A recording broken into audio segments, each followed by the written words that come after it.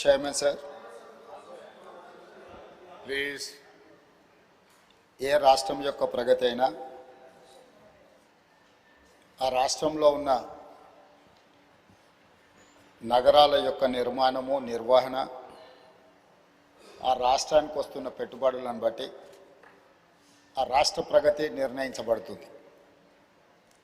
భారతదేశంలో 140 కోట్ల జనాభా, చాలా రాష్ట్రాలు, కేంద్రపాలిత ప్రాంతాలు ఇవన్నీ ఉన్నా ఈ దేశంలో ప్రధానంగా 5 నగరాల గురించే మనం ఎక్కువగా చర్చించుకుంటున్నాం. Delhi political capital, Mumbai financial capital, Bengaluru IT capital, Chennai manufacturing పర్టికులర్గా automobile industry capital, Hyderabad pharma and livable సిటీగా మనకు గుర్తింపు ఉంది. సో భారతదేశం యొక్క ఆర్థిక ప్రగతి, ఉద్యోగ ఉపాధి అవకాశాలు ఉండి ప్రపంచంలో ఈ దేశానికి గుర్తింపే ప్రధానంగా ఈ 5 నగరాల నుంచి మనకు గుర్తింపు ఉన్నదని మనం ఇక్కడ జ్ఞాపకం చేసుకోవాల్సిన అవసరం ఉన్నది అధ్యక్ష. అదేవిధంగా తమరు కూడా పార్లమెంట్ సభ్యుడిగా ఢిల్లీ వాతావరణం, ఢిల్లీలో ఉన్న కాలుష్యం, పొలిటికల్ క్యాపిటల్గా ఉన్న ఢిల్లీ ఈరోజు పాఠశాలలు సెలవిస్తున్నారు, పార్లమెంట్కి సెలవిస్తున్నారు, నగరంలో తిరిగే వాహనాలకు మీకు సెలవులు ఇస్తున్నారు, పరిశ్రమలను మూసేస్తున్నారు, వ్యవసాయానికి సంబంధించిన పనులను కూడా నియంత్రిస్తున్నారు.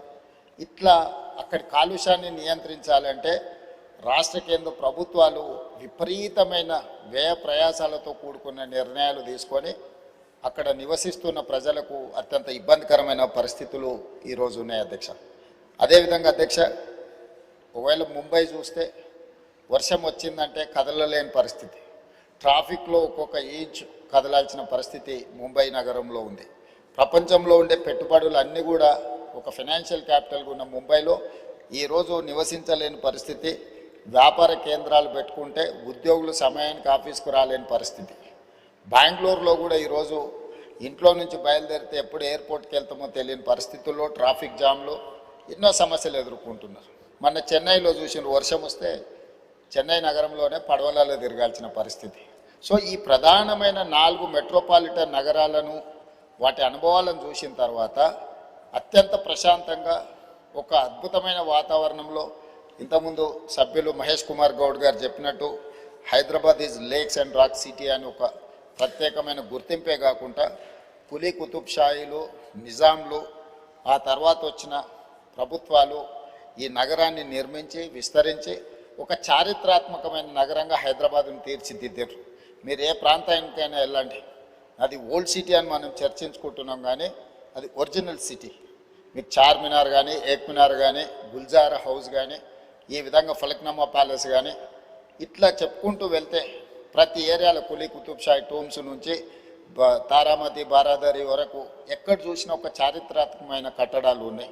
సలార్జంగ్ మ్యూజియం కానీ, సిటీ కాలేజ్ కానీ, ఉస్మానియా హాస్పిటల్ కానీ, హైకోర్టు కానీ, ఉస్మానియా యూనివర్సిటీ కానీ, ఈరోజు మనం ఉన్న ఈ టౌన్ హాల్ కౌన్సిల్, ఈరోజు మనం ఇక్కడ ఒక అద్భుతమైన నిజాం కట్టించిన ఒక అద్భుతమైన పురాతన భవనంలో ఈరోజు మనం సభ నిర్వహించుకోవడం, ఇంత గొప్ప శోభతో కూడుకున్న సభలో ఈరోజు మనం పనిచేస్తున్నాం అధ్యక్ష.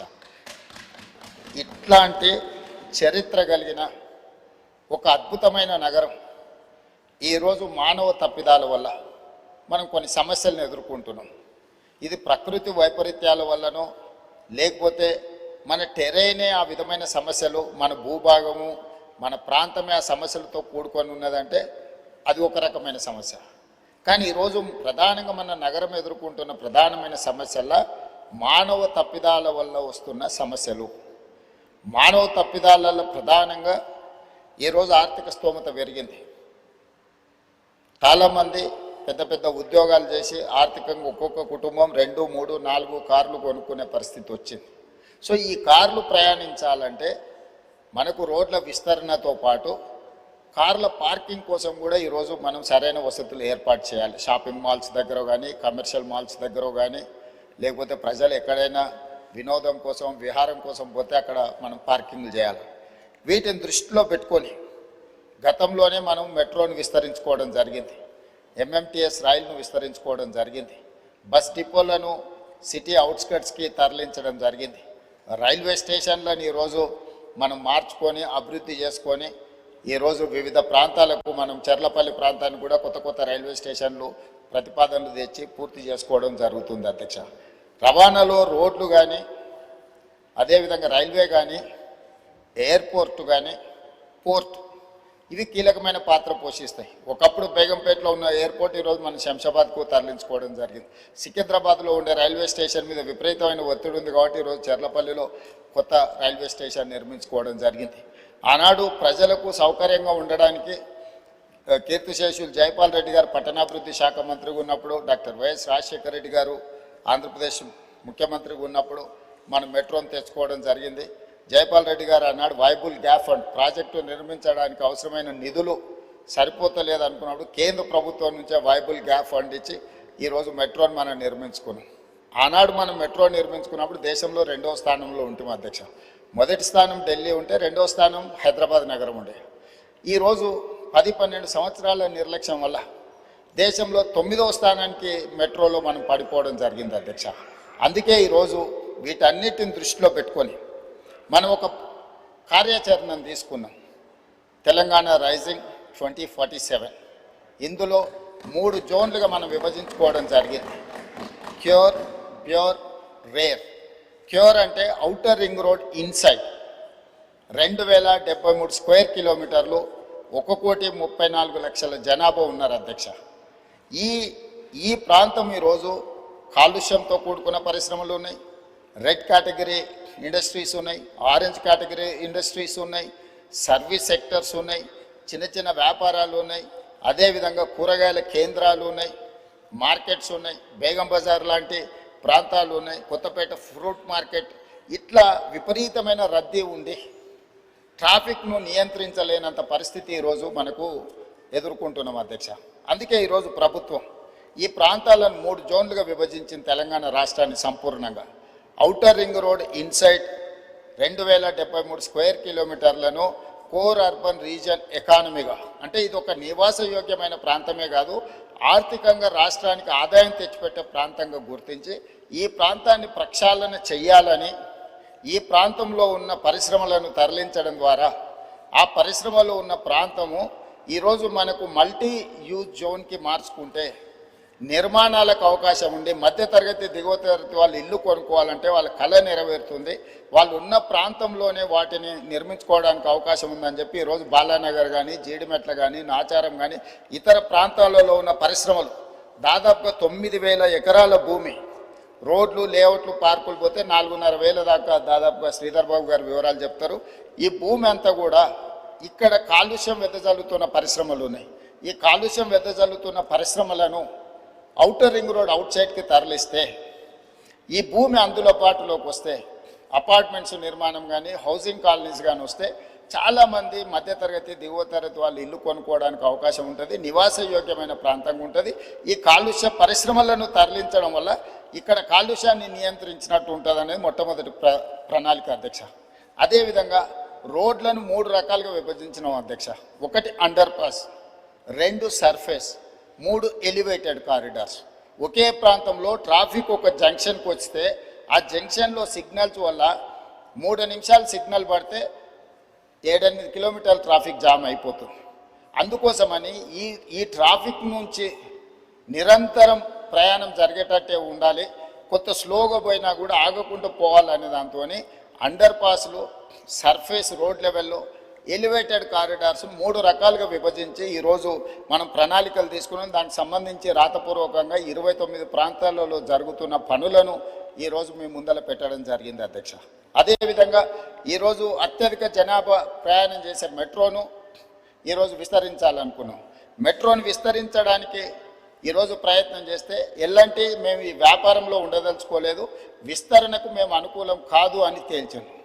కేంద్ర ప్రభుత్వం ఏం నిబంధన పెట్టిందంటే మీరు విస్తరణకు ఎల్లంటి అయినా ముందుకు రావాలి, లేదు అంటే ఆ ఎల్లంటి సంస్థను రాష్ట్ర ప్రభుత్వం అయినా స్వాధీనం చేసుకోవాలి. రాష్ట్ర ప్రభుత్వం కొంత ఎల్ఎన్టీ కొంత నిర్వహిస్తే నిర్వహణలో సమస్యలు వస్తాయి, ఆ తర్వాత ఈ ప్రాజెక్టు ప్రయోజనం లేకుండా పోతుందని చెప్పి కేంద్ర ప్రభుత్వం నిబంధన పెట్టడంతో ఈరోజు ఎల్ఎన్టీతో మాట్లాడి చర్చలు చేసి ఒక ఆఫీసర్స్ కమిటీ, ఒక క్యాబినెట్ సబ్ కమిటీని వేసి ఈరోజు మెట్రోను రాష్ట్ర ప్రభుత్వమే స్వాధీనం చేసుకొని దాదాపుగా 15,000 కోట్ల రూపాయలతో ఈరోజు మెట్రోను రాష్ట్ర ప్రభుత్వమే స్వాధీనం చేసుకొని ఇంకొక 76 కిలోమీటర్లు మొదటి విడతగా మెట్రోను విస్తరించుకోవడం ద్వారా ఈరోజు చాలా దగ్గర లాస్ట్ మైల్ కనెక్టివిటీ మిస్ అయింది అధ్యక్ష. తమరు వచ్చే రూట్లోనే ఎల్బీ నగర్ వరకు మెట్రో ఆగిపోయింది. కానీ వాస్తవంగా ట్రాఫిక్ మన హయత్ నగర్ అవతల నుంచి సిటీలోకి వస్తున్నారు. ఈరోజు ఏ రాష్ట్రంలో ఏ దేశంలో అయినా మెట్రో అనేది ఎప్పుడు ఎయిర్పోర్ట్కి కనెక్ట్ చేసి ఉంటుంది అధ్యక్ష. మన దగ్గర ఎయిర్పోర్ట్కి కనెక్ట్ లేదు అధ్యక్ష. అందుకే ఈరోజు నాగోల్ నుంచి ఎల్బీ నగర్ నుంచి ఓఎస్సీ హాస్పిటల్ నుంచి చంద్రాయన్గుట్ట నుంచి రాజేంద్ర నగర్ నుంచి శంషాబాద్ నుంచి మనం ఎయిర్పోర్ట్ కనెక్ట్ చేస్తున్నాం అధ్యక్ష. అదేవిధంగా ఈరోజు గౌలిగూడ దగ్గరకు వచ్చి ఆగిపోయింది అధ్యక్ష. ఓల్డ్ సిటీలో ఎప్పుడు మెట్రో విస్తరించాలని ఆనాటి ప్రభుత్వం మంజూరు చేసిన తర్వాత తెలంగాణ రాష్ట్రంలో పనులు ముందుకు జరగలేదు. అందుకే ఈరోజు గౌలిగూడ నుంచి ఫలక్నామా నుంచి చంద్రాయన్గుట్ట జంక్షన్కి ఈరోజు మెట్రో కనెక్ట్ చేస్తున్నాం. ఐటీ పరిశ్రమలు ఉన్న ప్రాంతం రాయదుర్గం వరకు మెట్రో వచ్చింది. కానీ ఫైనాన్షియల్ డిస్ట్రిక్ట్ అదేవిధంగా నియోపోలిస్లో ఈరోజు లక్షలాది మంది ఐటీ ఉద్యోగులు పనిచేస్తున్నారు. దాన్ని అక్కడికి పొడిగించడానికి ఈరోజు చందానగర్ వరకు ఆగిపోయింది అధ్యక్ష. వాస్తవంగా బిహెచ్ఎల్ రామచంద్రాపురం నుంచి అత్యధికంగా జనాలు మనకి ఈ వైపు ప్రయాణం చేస్తున్నారు అధ్యక్ష. ఇట్లా ప్రతి దగ్గర లాస్ట్ మైల్ కనెక్టివిటీ ఎక్కడెక్కడైతే లేదో ఈరోజు ఆ లాస్ట్ మైల్ కనెక్టివిటీని విస్తరణ రెండో విడత కింద ఈరోజు మెట్రోను విస్తరించడం ద్వారా ఈ ప్రాంతంలో నివసించే ప్రతి వాళ్లకు, విద్యార్థులకు కావచ్చు, ఉద్యోగస్తులకు కావచ్చు, ఈ ప్రాంత ప్రజలకు 76 కిలోమీటర్లు 24,000 కోట్ల రూపాయలతో నిర్మాణం చేయడానికి అన్ని ప్రతిపాదనలు సిద్ధమైనాయి. ఇప్పుడు ఈ నెలాఖరు వరకు కానీ లేకపోతే ఏప్రిల్ నెలలో ఎల్ఎన్టీ నుంచి మనం మెట్రోని స్వాధీనం చేసుకుంటే భవిష్యత్ కార్యాచరణ ముందుకు వెళ్తుంది. కేంద్ర ప్రభుత్వం కూడా సానుకూలంగా స్పందించింది భవిష్యత్తు విస్తరణ కోసం మెట్రో విషయంలో సంబంధించి అధ్యక్ష. అదేవిధంగా ఎలివేటెడ్ కారిడార్స్ మీకు తెలుసు అధ్యక్ష. 2004లో రాజశేఖర రెడ్డి గారు ముఖ్యమంత్రిగా ఉండి మన్మోహన్ సింగ్ గారు ప్రధానమంత్రిగా ఉన్న మన కంటోన్మెంట్ ఏరియాలో డిఫెన్స్ ల్యాండ్స్ 1 ఇంచు కూడా మనం తీసుకోలేకపోయినాం అధ్యక్ష. కానీ 2023 డిసెంబర్ 7న మనం బాధ్యత తీసుకున్న తర్వాత కేంద్ర ప్రభుత్వంతో చర్చించి ఒక సానుకూలమైన వాతావరణంలో దాదాపుగా 153 ఎకరాలు ఇటు షామీర్పేట వైపు అటు మేడ్చల్ వైపు ఎలివేటెడ్ కారిడార్ కట్టడానికి అవసరమైన రోడ్ల విస్తరణ కోసము భూసేకరణకు కేంద్ర ప్రభుత్వాన్ని ఒప్పించి ఈరోజు డిఫెన్స్కు జవహర్ నగర్లో వాళ్ళ ఫైరింగ్ రేంజ్ కోసం దానికి భూమికి బదులు భూమి ఇచ్చి ఈరోజు విస్తరణ కోసం ఒప్పించిన పనులు వేగంగా జరుగుతున్నాయి అధ్యక్ష. ఉత్తర తెలంగాణ మొత్తం అక్కడి వరకు వచ్చి బాటిల్ నెక్ అయిపోతుంది అధ్యక్ష. మీ కరీంనగర్ ఆదిలాబాద్ నుంచి ఆ ప్రాంతాల నుంచి ఎవరు వచ్చినా ఎగ్జాక్ట్గా మీకు ఆ కంటోన్మెంట్ ఏరియాకు రాగానే ఇంచు టు ఇంచు కదలాల్సిన పరిస్థితి వచ్చింది అధ్యక్ష. అందుకే ఈరోజు ఈవెన్ బేగంపేట ఎయిర్పోర్ట్లో కూడా ఎయిర్పోర్ట్ మధ్యలో నుంచి ఈరోజు అండర్ పాస్కి మనం అనుమతి తీసుకొచ్చినాం అధ్యక్ష. ఎయిర్పోర్ట్ అథారిటీ ఆఫ్ ఇండియా నుంచి దేశంలో ఎక్కడ కూడా పైన విమానాలు ఎగురుతుంటే ఎయిర్పోర్ట్ రన్వే కింద నుంచి రోడ్ ఎక్కడ లేదు అధ్యక్ష. మొదటిసారి మనం కేంద్ర ప్రభుత్వాన్ని ఒప్పించి ఈ ప్రాంత ప్రయాణికులకు ముఖ్యంగా ఉత్తర తెలంగాణకు పోయే ప్రయాణికులకు ఇబ్బంది జరగొద్దని పైనుంచి విమానాలు ఎగురుతుంటే కింద అండర్ టన్నెల్ మనం రోడ్డు అనుమతి తీసుకొచ్చినాం. ఈరోజు పనులు జరుగుతున్నాయి అధ్యక్ష. కాబట్టి ఈరోజు ప్రతి దగ్గర నల్గొండ జంక్షన్ హైదరాబాద్లో ఉంది అధ్యక్ష. ఎందుకు నల్గొండ చౌరస్తా అన్నారు అధ్యక్ష? కంప్లీట్గా నల్గొండ ప్రాంతానికి అక్కడి నుంచి వెళ్తాం. ఎక్కడి నుంచి నగరంలో నుంచి ప్రయాణం చేయాలన్నా నల్గొండ ప్రాంతానికి వెళ్ళాలి అని అంటే ఆ చౌరస్తాకి రావాల్సిందే. ఆ చౌరస్తాకి రాకుండా ఒకప్పుడు నల్గొండకు పోవడానికి లేదు. ఈరోజు ఔటర్ రింగ్ రోడ్ వచ్చినాక నల్గొండ చౌరస్తా ప్రాధాన్యత ఏమైనా తగ్గినా హైదరాబాద్లో నల్గొండ చౌరస్తా ఉంది అని అంటే నల్గొండ ప్రాంతానికి అది ఒక బాటిల్ నెక్.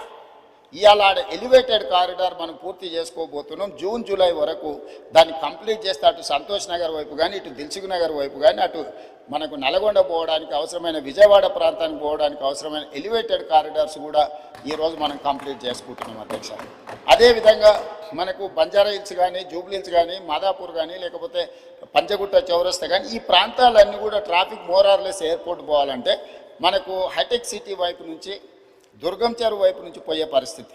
ఈరోజు ఆ రోడ్లు విస్తరణ లేకపోవడం వల్ల రోడ్ నెంబర్ 45 రోడ్ నెంబర్ 36 పూర్తిగా వ్యాపార కేంద్రాలు, మెట్రో రోడ్లన్నీ నిండుకపోవడం వల్ల ఈరోజు కమాండ్ కంట్రోల్ రూమ్ నుంచి, MLS కాలనీ నుంచి, డిఫెన్స్ ల్యాండ్లో నుంచి, మనకు దుర్గం చెరువు రామనాయుడు స్టూడియో పక్క నుంచి, మినిస్టర్ హైకోర్టు జడ్జెస్ క్వార్టర్స్ నుంచి, మహాప్రస్థానం పక్క నుంచి డైరెక్ట్గా మనము Kohinoor hotel, Rayadurgam knowledge park వరకు ఎలివేటెడ్ కారిడార్ కట్టి ట్రాఫిక్ ఇటు నుంచి కూడా వెళ్ళడానికి ఈరోజు తీసుకెళ్ళి డైరెక్ట్గా మనకి ఈరోజు దానికి పివి నరసింహారావు ఎలివేటెడ్ కారిడార్ కూడా కనెక్ట్ చేయాలని ప్రతిపాదనలు పరిశీలనలో ఉన్నాయి అధ్యక్ష. ఈరోజు వీటన్నిటిని కంప్లీట్ చేస్తే మా ప్రయత్నం వల్ల ఒకటే, ఈ నగరంలో ప్రయాణికుడు మొదలైతే సిగ్నల్స్ దగ్గర ఆగే వ్యవస్థను తగ్గించాలి. ఫ్రీ లెఫ్ట్, మనం ఎంత వేగంగా వచ్చినా జంక్షన్కి రాగానే లెఫ్ట్కి పోవాల్సిన వాళ్ళు అక్కడ ఆగాల్సి వస్తుంది. దాని ప్రధానమైన కారణం ఫ్రీ లెఫ్ట్ దగ్గర మనం బాటిల్ నెక్స్ని మనం క్లియర్ చేయకపోవడం, కరెంట్ పోల్చి పాతడం, లేకపోతే ఆటో వాళ్ళు అక్కడ అడ్డంగా నిలబెట్టడం. ఈరోజు ట్రాఫిక్ పోలీసులకు కానీ ఆపరేషన్ రోప్ అని పెట్టినాం, ఫుట్పాత్లు ఆక్రమించుకున్న అన్నీ తొలగిస్తున్నాం. ప్రజాప్రతినిధులు అందరూ కూడా సహకరించాలి. ఇది ప్రజల కోసం. చాలామంది ఫుట్పాత్ల మీద ఆక్రమించుకోవడం వల్ల ప్రయాణికులు కింద నడవడంతో యాక్సిడెంట్లలో చచ్చిపోతున్నారు. అది ప్రయాణికుడు తప్పు కాదు. ఫుట్పాత్లు ఆక్రమించుకోవడం వల్ల ఫుట్పాత్ల మీద నడవడానికి ఎవరికి అవకాశం లేకపోవడం వల్ల వాళ్ళు రోడ్డు మీద నడుస్తున్నారు. రోడ్డు మీద నడిస్తే వేగంగా వస్తున్న వాహనాలు గుద్దడంతో ఈరోజు ప్రాణాలు పోతున్నాయి. అందుకే కొంత కఠినం అనిపించినా, కొంతమందికి చిరు వ్యాపారులకు కొంత కష్టం అనిపించినా, ఈరోజు ఫుట్పాత్ ఆక్రమణలు తొలగించడం ద్వారా ప్రాణాలను కాపాడాలనుకుంటున్నాం, ప్రయాణాన్ని సులువు చేయాలనుకుంటున్నాం, ప్రయాణికులకు ఇబ్బంది కలగొద్దు అని ప్రయత్నం చేస్తున్నాం.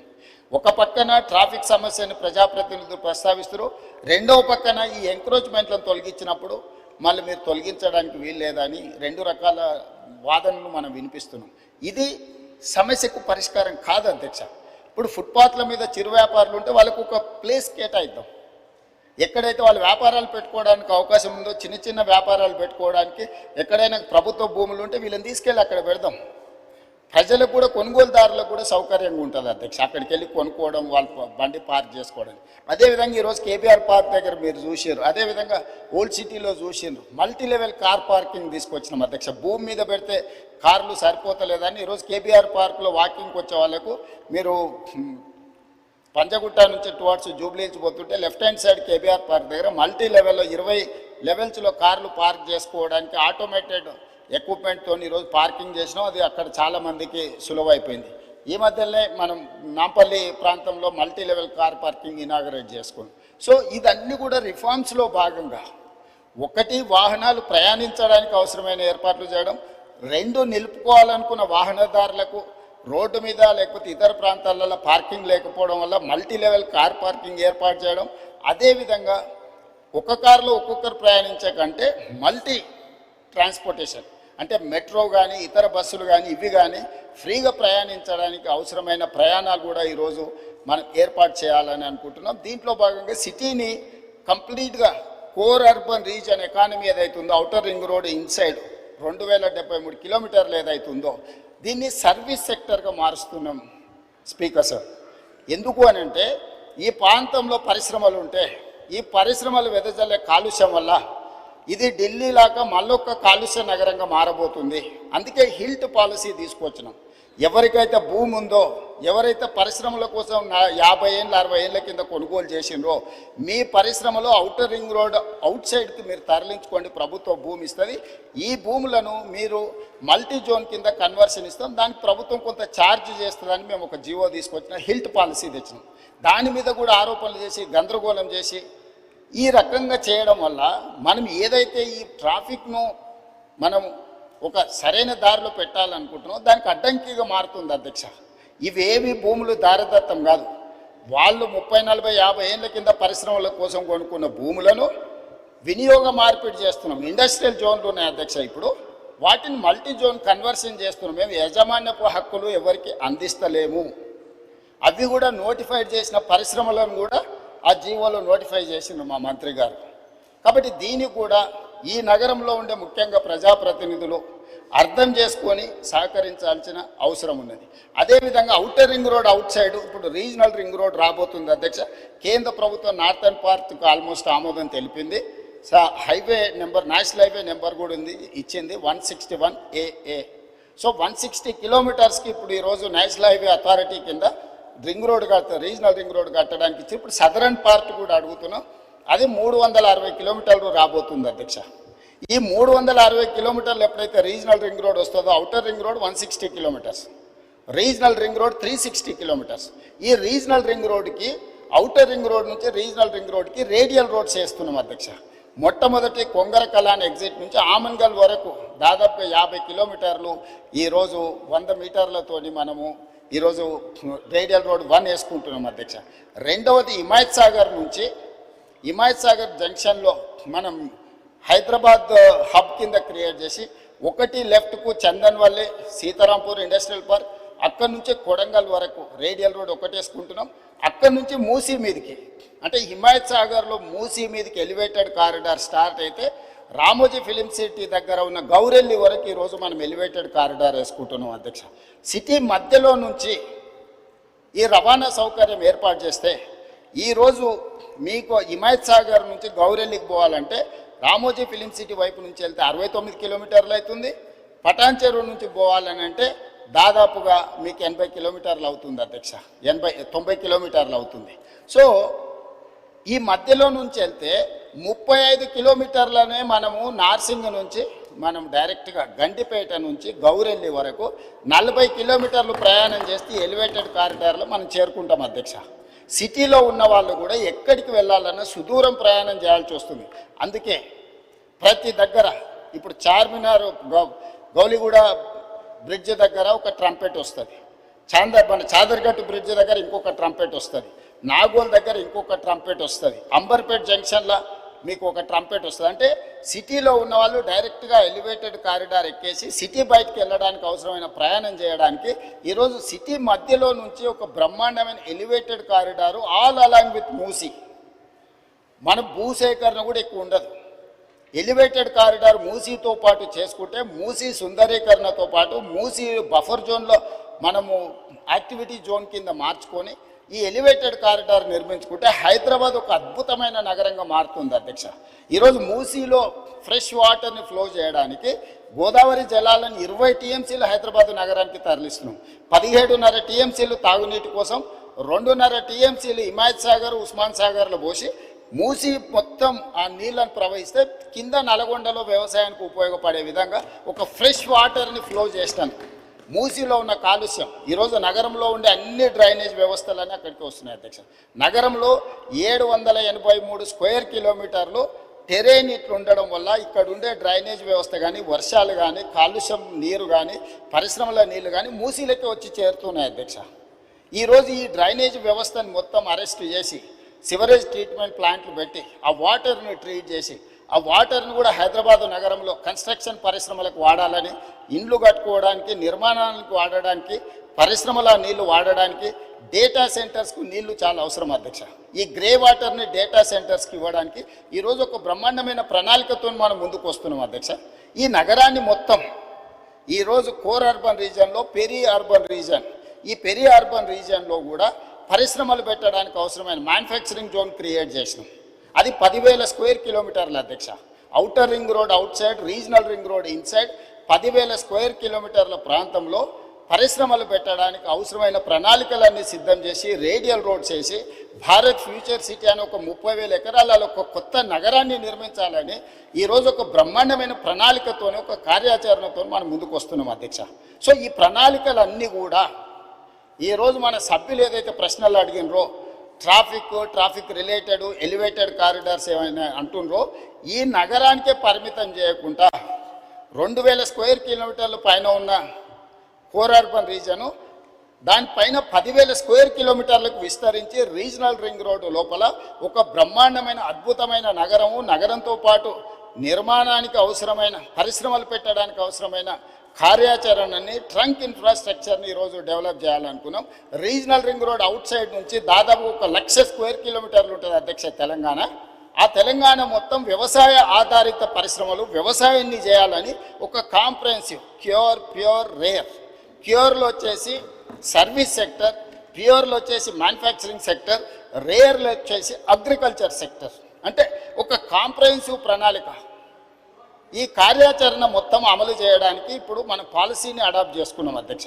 ఈ పాలసీతో పాటు tourism policy, sports policy, industrial policy, energy policy, వీటన్నిటిని కూడా ఒక పాలసీస్ తీసుకొచ్చినాం అధ్యక్ష. పాలసీ లేకుండా పనిచేస్తే గతంలో జరిగినట్టు నచ్చితే నజరానా, నచ్చకపోతే జుర్మానా అనే విధానాన్ని ఈరోజు నియంత్రించాలని ప్రభుత్వము పారదర్శకంగా ఎవరైనా ఉండని ఈ పారామీటర్స్కు లోబడి అప్లికేషన్ పెట్టుకుంటే ఆన్లైన్ క్లియర్ చేసినట్టు ఈరోజు ఒక పారదర్శకమైన పరిపాలన. ఇప్పుడు గుడ్ గవర్నెన్స్ కాదు అధ్యక్ష, స్మార్ట్ గవర్నెన్స్కు మనం ఎదగాల్సిన అవసరం ఉంది. సిటిజన్ చార్ట్ పెట్టుకొని ప్రజలు ఏమడిగిన సేవలు వాళ్ళ ఇంటికే కంప్యూటర్లో ఆన్లైన్లో వాళ్ళకి ఇచ్చే ఒక వ్యవస్థను అభివృద్ధి చేస్తున్నాం అధ్యక్ష. ఈరోజు వెహికల్స్ రిజిస్ట్రేషన్ డైరెక్ట్ షోరూంలోనే మీరు రిజిస్ట్రేషన్ చేసుకోవచ్చు, ఆన్లైన్లోనే మీ డ్రైవింగ్ లైసెన్స్ రెన్యువల్ చేసుకోవచ్చు. ఏ దానికి కూడా మీరు ఆర్టీఏ ఆఫీస్కు రావాల్సినట్టు దళారుల మీద ఆధారపడాల్సిన అవసరం లేకుండా దళారీ వ్యవస్థను పూర్తిగా నియంత్రించి అవినీతిని కూడా తగ్గించి ఈరోజు ఈ అన్ని రిఫార్మ్స్ కూడా సిటీలో మనం తీసుకొస్తున్నాం అధ్యక్ష. దయచేసి సభ్యులు అభివృద్ధి విషయం వచ్చినప్పుడు రాజకీయాలకు అతీతంగా మనం ఏకమవ్వాలి, లేకపోతే ఈ ప్రాంతానికి తీరని నష్టం చేసిన వాళ్ళం అవుతాం అధ్యక్ష. రాజకీయాలు వచ్చినప్పుడు, ఎన్నికలు వచ్చినప్పుడు ఎన్నికలలో గెలవడానికి ఏం కావాలా, ఏం చేయాలా, ఎవరిని ఎవరు ఓడగొట్టుకోవాలా, ప్రజలు ఎవరిని గెలిపించాలి వాళ్ళు నిర్ణయం చేస్తారు అధ్యక్ష. కానీ ఈరోజు ఎన్నికలు లేవు, ఈరోజు మనం అభివృద్ధి. అందుకే ఈరోజు 3 మున్సిపాలిటీలను చేసుకున్నాం, హైదరాబాద్, సైబరాబాద్ అండ్ మల్కాజ్గిరి. చాలామంది ఎందుకు చేసినాను అధ్యక్ష, మల్కాజ్గిరి ప్రాంతం వెళ్ళండి, నేను ఎంపీగా పనిచేసిన గ్రామ పంచాయతీలు ఉన్నాయి, మున్సిపాలిటీలు ఉన్నాయి, మున్సిపల్ కార్పొరేషన్ ఉంది, జిహెచ్ఎంసీ ఉంది, 4 రకాల పరిశ్రమలు. శంబీపూర్ రాజు గారు ఒకవేళ సభ్యుడు ఉంటే వారి ప్రాంతము వారికి తెలుసు, వాళ్ళ ఊరు గ్రామ పంచాయతీ ఉంది, ఆ పక్కనే మున్సిపాలిటీ ఉంది కొంపెల్లి, ఆ పక్కనే మున్సిపల్ కార్పొరేషన్ ఉన్న జవహర్ నగర్, ఆ పక్కనే జిహెచ్ఎంసీ వార్డులు ఉన్నాయి. 4 రకాల పరిపాలన స్థానిక సంస్థలలో జరగడం వల్ల గ్రామ పంచాయతీ పార్టీకి గ్రామ పంచాయతీ పనిచేస్తుంది, మున్సిపల్ పార్టీకి మున్సిపల్ పనిచేస్తుంది, మున్సిపల్ కార్పొరేషన్ వేరేలాగా పనిచేస్తుంది, జిహెచ్ఎంసీ ఇంకొకలాగా పనిచేస్తుంది. దీంతో అధికారుల మధ్యలో అవగాహనలో లోపం, ఈ అవగాహన లోపం వల్ల ఇచ్చే అనుమతులలో లోపం. ఒక దగ్గర 20 ఫీట్ల రోడ్డు ఉంటుంది, అప్పుడే 100 ఫీట్లు అవుతుంది, అప్పుడే మళ్ళీ 30 ఫీట్లు అవుతుంది. దీనివల్ల చెరువులను కాపాడలేకపోతున్నాం, కుంటల్ని కాపాడలేకపోతున్నాం, నాళాలను కాపాడలేకపోతున్నాం, రోడ్లను విస్తరించలేకపోతున్నాం. అందుకే కోర్ అర్బన్ రీజన్ మొత్తాన్ని ఒకే గొడుగు కిందికి తెచ్చి ఒకే రకమైన విధానాలతో పరిపాలన అందించాలి. జిహెచ్ఎంసీలో అయినా, సైబరాబాద్ మున్సిపల్ కమిషనరేట్లో అయినా, మల్కాజ్గిరి మున్సిపల్ కమిషనరేట్లో అయినా పరిపాలన మొత్తం ఒక గొడుగు కిందికి తెచ్చినాం, పరిపాలన సౌలభ్యం చేసినాం. ఒకసారి మున్సిపల్ కమిషనర్ ఏరియా ఒకలాగుంది, పోలీస్ కమిషనరేట్ ఇంకొకలాగుంది. అందుకే కోటర్మినస్ చేసినాం అధ్యక్ష. ఈరోజు Cyberabad commissioner, Cyberabad municipal commissioner, police commissioner కూర్చుంటే ఎగ్జాక్ట్గా బౌండరీతో సహా మున్సిపాలిటీలో జోనల్ కమిషనర్స్ను వాళ్ళని డీసీపీ వ్యవస్థలుగా చేసినాం. ఒక డీసీపీ ఒక జోనల్ కమిషనర్ కూర్చున్నాడంటే ఎగ్జాక్ట్గా ఒక ఇంచు కూడా, ఒక ఇల్లు కూడా తేడా లేకుండా ఏ నిర్ణయం తీసుకుని అమలు చేసేటట్టు, ట్రాఫిక్ కావచ్చు, నిర్మాణం కావచ్చు, లేకపోతే కాలుష్య నియంత్రణ కావచ్చు. సో ఈ రకంగా చేసుకున్నాం. మిగతా రంగారెడ్డి ప్రాంతాన్ని మనం ఫ్యూచర్ సిటీ కమిషనరేట్ కింద పోలీస్ కమిషనరేట్ చేసినాం అధ్యక్ష. భువనగిరిని మనం ఎస్పీగా జిల్లాగా చేసుకున్నాం, సంగారెడ్డిని ఎస్పీగా జిల్లా చేసుకున్నాం, ఆ పక్కలుండే వికారాబాదును ఎస్పీ జిల్లా కింద చేసుకున్నాం. 4 పోలీస్ కమిషనరేట్లు, 3 జిల్లాలు, 70% తెలంగాణ ఆదాయం ఇక్కడి నుంచే వస్తుంది అధ్యక్ష. విస్తరణ కూడా జరగాల్సిన ప్రాంతం ఈ ప్రాంతంలోనే ఉంది అధ్యక్ష. అందుకే ఒక బృహత్తరమైన ప్రణాళికను తీసుకొని వచ్చి ఈరోజు ఒక ప్రణాళికబద్ధంగా అభివృద్ధి చేయాలనుకుంటున్నాం అధ్యక్ష. అడాక్ బేసిస్ మీద చేస్తలేం. భవిష్యత్ ప్రణాళికల్ని దృష్టిలో పెట్టుకొని 2034 వరకు ఏం చేయాలి, 2047 వరకు ఏం చేయాలి, దాని ప్రకారం కార్యాచరణ ఎట్లుండాలి, ఒక రోడ్ మ్యాప్ తయారు చేసుకున్నాము. దయచేసి సభ్యులందరికీ కూడా మీ ద్వారా, తమ ద్వారా నేను విజ్ఞప్తి చేస్తున్నా, ఈ విషయానికి వచ్చినప్పుడు రాజకీయాలకు అతీతంగా వ్యవహరిద్దాము. ఈరోజు అహ్మదాబాదులో సబర్మతి రివర్ ఫ్రంట్ చేసిరు, అద్భుతం అంటారు. 60,000 ఫ్యామిలీలను రీలొకేట్ చేసింది అధ్యక్ష. 10,000 ఫ్యామిలీలకు ఈరోజు కూడా నష్టపరిహారం ఇవ్వలేదని సుప్రీంకోర్టు వరకు కేసు కొట్లాడుతారు. నిన్నగాక మొన్న ఢిల్లీలో యమునా నది ప్రక్షాళన పేరు మీద యమునా నదిని విస్తరించుకుంటాం, అద్భుతంగా చేసుకుంటాం అని ఢిల్లీ ప్రభుత్వం అంటుంది అధ్యక్ష. ఉత్తరప్రదేశ్లో గంగా నది ప్రక్షాళన చేసినాం, వారణాసిని ప్రక్షాళన చేసినామని కొన్ని రాజకీయ పార్టీలు, ప్రజాప్రతినిధులు అంటున్నారు. మేము ఎప్పుడు వాటిని వ్యతిరేకించలే. గుజరాత్లో సబర్మతి రివర్ ఫ్రంట్కి mayor from Congress, chief minister from BJP Narendra Modi, Congress mayor, Gujarat ముఖ్యమంత్రి నరేంద్ర మోడీ గారు ఇద్దరు కూర్చొని సబర్మతి రివర్ ఫ్రంట్ను పనులు చేయడానికి పునాది రాయేసి కలిసి పనిచేసింది అధ్యక్ష. సిద్ధాంతపరంగా కాంగ్రెస్కు బీజేపీకి పొంతన లేదు, కానీ అహ్మదాబాద్ మేయర్ కాంగ్రెస్ ఉండి ముఖ్యమంత్రి నరేంద్ర మోడీ గారు ఉన్నప్పుడు వాళ్ళిద్దరు కలిసి ఆ పని మొదలుపెట్టి ఈరోజు బాగుంది. నిన్న కాక మొన్న మా శ్రీహరి గారు మంత్రి గారు వెళ్ళి చూసి వచ్చిండ్రు. చామల కిరణ్ రెడ్డి ఎంపీ గారు నల్గొండ నుంచి బీర్ల ఐలయ్య గారు వీళ్ళందరూ పోయి చూసి వచ్చారు. అంతకంటే ముందు సిటీలో ఉండే మేయర్తో పాటు కార్పొరేటర్స్ని అందరినీ నేను అక్కడికి పంపించిన, కొంతమంది మిత్రులను విదేశాలకు పంపించిన ఎమ్మెల్యేలను, మీకు సౌత్ కొరియా పోయి చూసిరా పోండి అండి. సో ఈరోజు నేను అనేది ఏంది అధ్యక్ష అంటే, హైదరాబాద్లో మూసీ నది ప్రక్షాళన చేస్తామంటే ఎందుకు ఇది రాజకీయ రంగు పులుముకుంటుంది? ఎంఆర్డీసీఎల్ నేను మొదలు పెట్టలే అధ్యక్ష. నిన్నగాక మొన్న సిరిసిల్ల ఎమ్మెల్యే గారు చెప్పారు, మూసీ రివర్ డెవలప్మెంట్ కార్పొరేషన్ లిమిటెడ్ని మేమే ప్రారంభించినాము అన్నారు. అవును, మీరే ప్రారంభించారు, ప్రణాళికలు మీరే చేసారు, మీరు అర్థాంతరంగా వదిలేసారు. మేము ఇప్పుడు దాన్ని కొనసాగిస్తామంటున్నాం. మీరు మొదలుపెట్టినప్పుడు 10,000 కుటుంబాలను మేము బుల్డోజ్ చేసి కొట్టేస్తామని మీరు మాట్లాడింది సభలో ఉంది. ఆనాటి మాజీ ముఖ్యమంత్రి గారు ఈ రోజు ఉన్న 2016లో వాళ్ళే బఫర్, మూసీ నది పక్కన 50 మీటర్ల బఫర్ జోన్ కూడా వాళ్ళే నిర్ణయించారు. ఆ రోజు మేము నిర్ణయించలే. ఈ రోజు మేము అమలు చేస్తామంటే మీకున్న అభ్యంతరం ఏంది? ప్రభుత్వం అధికారికంగా కార్యక్రమాన్ని ఏర్పాటు చేసింది. అయ్యా, దీన్ని ముందు కొనసాగించడానికి ఏం చేయాలో మీరు సలహాలు సూచనలు ఇవ్వండి, ప్రభుత్వం ఆమోదిస్తుందని. సలహాలు సూచనలు ఇవ్వడానికి రాలేదు. ఆన్లైన్లో పెట్టినాము. ఆన్లైన్లో పెట్టినప్పుడు దాన్ని చూసి ఏం సలహాలు ఇస్తారో ఇవ్వండి. ఆపాలనే ఆలోచన తప్ప మీరు ఏ సూచన అయినా చేయండి. ఈరోజు మూసీ నది ప్రక్షాళన అత్యవసరము. నల్గొండ జిల్లా ప్రజల్ని ఒకసారి గుర్తు చేసుకుంటే ఎవ్వరు కూడా దీన్ని ఆపే ప్రయత్నం చేయరు. ఈరోజు రంగారెడ్డి జిల్లా హైదరాబాదులో ఉండే కాలుష్యము, పరిశ్రమలు, శవాల కలేబరాలు, మనుషుల శవాలతో సహా కొట్టుకుపోయి నల్గొండకు ప్రాణాంతకంగా తయారైంది అధ్యక్ష. నేను నవంబర్ 8, 2025 నాడు 2024 నాడు అక్కడికి వెళ్ళి 2024 నవంబర్ 8 రోజు నేను పోయి పాదయాత్ర చేస్తే ఆ ప్రాంతంలో మహిళలు వచ్చి చాలా ఆవేదన భరితమైన అంశాలు నా దృష్టికి తీసుకొచ్చారు.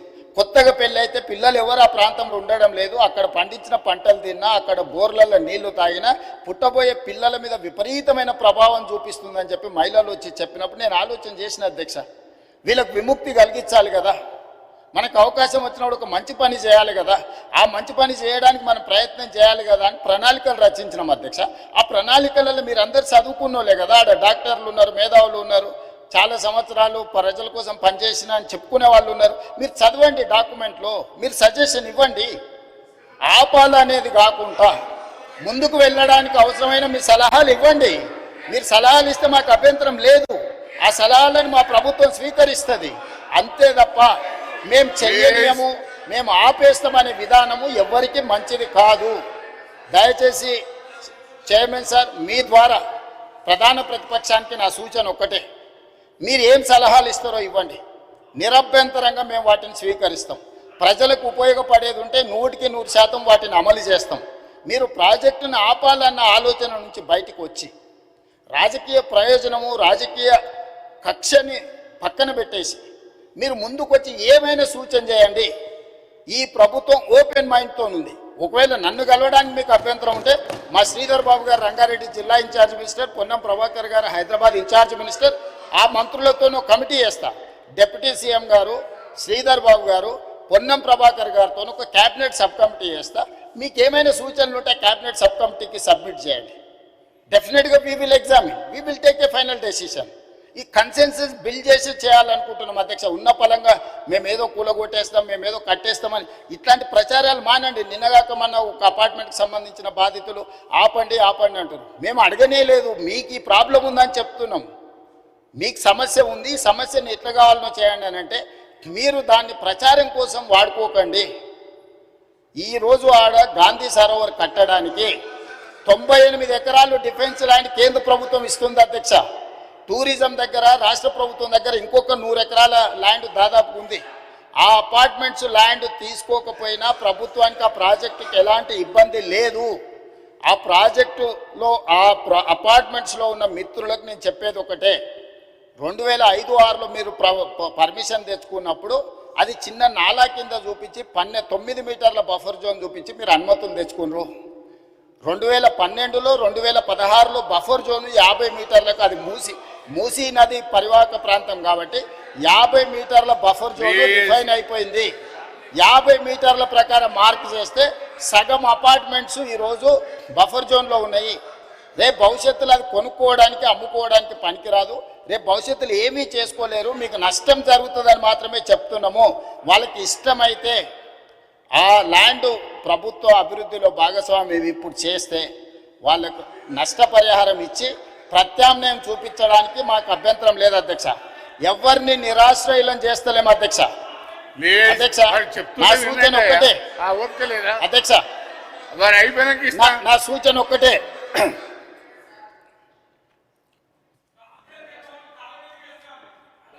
అదే చైర్మన్ సార్, మూసీ పరివాహక ప్రాంతంలో ఉన్న ఎవరైతే నివసిస్తున్నారో తమరి ద్వారా రాష్ట్ర ప్రభుత్వం ఇస్తున్న మాట, ఎవరిని నిరాశ్రయులను చెయ్యము, పునరావాసం కల్పిస్తాము.